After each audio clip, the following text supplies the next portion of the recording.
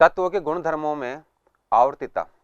इस भाग में हम भौतिक एवं रासायनिक गुणधर्मों की आवर्तिता की विवेचना करेंगे और उन्हें इलेक्ट्रॉनों की संख्या तथा ऊर्जा स्तर को लेकर समझाएंगे। भौतिक गुणधर्मों की प्रवृत्ति। तत्वों के कई प्रकार के भौतिक गुण जैसे गलनांक, क्वथनांक, संलयन एवं वाष्पीकरण ऊष्मा, परमाणुीकरण ऊर्जा आदि सभी आवर्ती परिवर्तन दर्शाते हैं।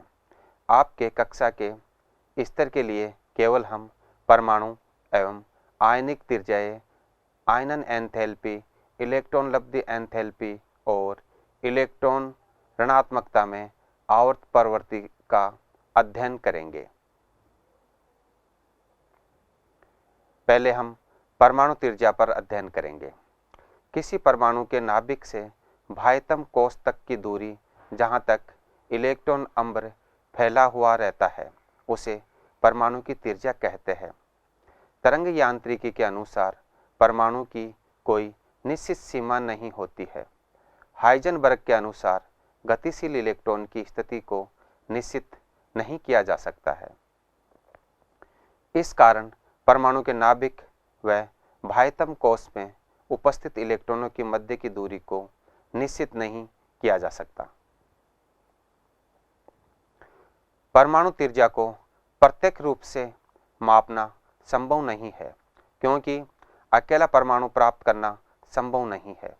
इसलिए संयुक्त अवस्था में बंधित दो परमाणुओं की दूरी के आधार पर परमाणु का आकलन करके परमाणु की त्रिज्या ज्ञात की जाती है।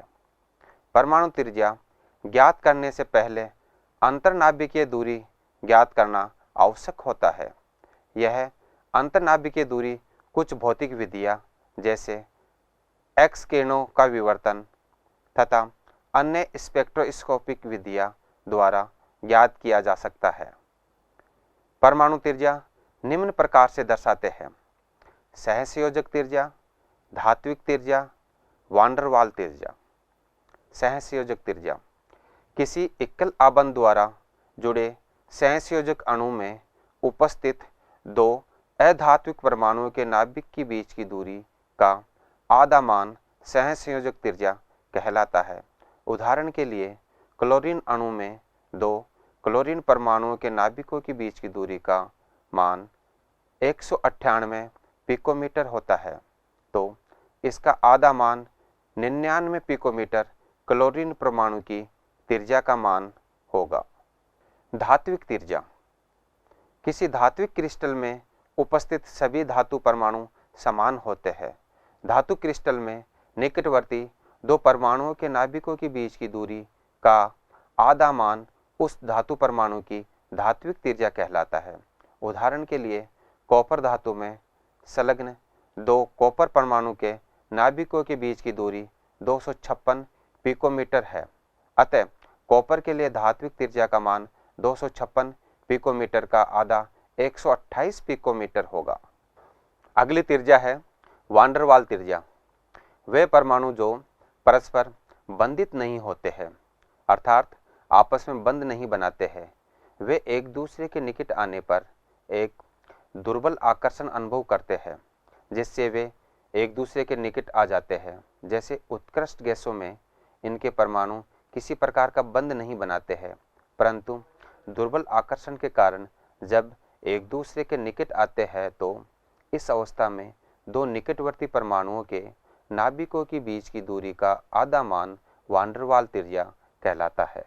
त्रिज्याओं का घटता हुआ क्रम इस प्रकार होगा: वान डेर वाल त्रिज्या धात्विक त्रिज्या से अधिक होगी, धात्विक त्रिज्या सहसंयोजक त्रिज्या से अधिक होगी। परमाणु त्रिज्या की आवर्तिता। परमाणु त्रिज्या मुख्य दो कारकों पर निर्भर करती है: नाभिकीय आवेश और कोशों की संख्या। नाभिकीय आवेश परमाणु में प्रोटॉनों की संख्या बढ़ने के साथ साथ प्रभावी नाभिकीय आवेश भी बढ़ता है, जिससे परमाणु त्रिज्या कम होती है क्योंकि बाह्यतम कोश के इलेक्ट्रॉन अधिक आकर्षण से आकर्षित होते हैं, जैसे कि यह प्रवृत्ति आवर्त में देख सकते हैं। दूसरा कारक है कोषों की संख्या। परमाणु में कोषों की संख्या बढ़ने पर परमाणुीय आकार में वृद्धि होती है, क्योंकि बाह्यतम कोष के इलेक्ट्रॉनों पर नाभिक का आकर्षण बल कम हो जाता है। यह प्रवृत्ति वर्ग में देखने को मिलती है। आवर्त में परमाणु त्रिज्या की आवर्तिता। आवर्त में दाईं ओर बढ़ने पर परमाणु आकार घटता है, जैसे द्वितीय आवर्त के तत्वों के परमाणु आकार से स्पष्ट है। इस प्रवृत्ति का कारण यह है कि आवर्त में दाईं ओर बढ़ने पर बाह्य इलेक्ट्रॉन एक ही संयोजी कोष में स्थित होते हैं, परंतु उनके नाभिक के आवेश में हुई वृद्धि के फलस्वरूप बाह्य इलेक्ट्रॉनों का आकर्षण नाभिक की ओर बढ़ता जाता है, जिसके कारण परमाणु त्रिज्या घट जाती है, जो कि नीचे सारणी व चित्र में दर्शाया गया है। हम नीचे सारणी में देख सकते हैं, यहाँ द्वितीय आवर्त के तत्व जैसे lithium, beryllium, boron, carbon, nitrogen, oxygen और फ्लोरीन है, और इनकी त्रिज्याओं के मान जैसे नीचे दिए हुए हैं। हम यहाँ देख सकते हैं कि इनकी त्रिज्याओं के मान क्रमशः कम हो रहे, घट रहे हैं।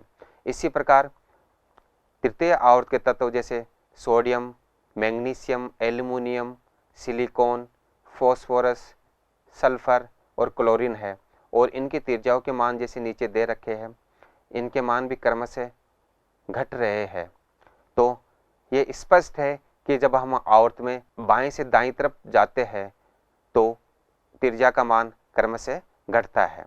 हम यहाँ ग्राफ में भी देख सकते हैं कि हम जब लिथियम से फ्लोरीन की तरफ जा रहे हैं द्वितीय आवर्त में, तो त्रिज्या का मान क्रमशः परमाणु क्रमांक बढ़ने के साथ साथ कम हो रहा है आवर्त में। वर्ग में परमाणु त्रिज्या की आवर्तिता। वर्ग में जब हम नीचे की ओर बढ़ते हैं तो मुख्य क्वांटम संख्या n का मान बढ़ता है तथा संयोजी इलेक्ट्रॉन नाभिक से दूर होता जाता है, इसीलिए कि आंतरिक ऊर्जा स्तर इलेक्ट्रॉनों से भरे होते हैं, जो कवच के रूप में बाह्य इलेक्ट्रॉनों पर नाभिक का आकर्षण कम कर देते हैं। फलस्वरूप परमाणु का आकार बढ़ता जाता है, जो कि नीचे सारणी व चित्र में दर्शाया गया है।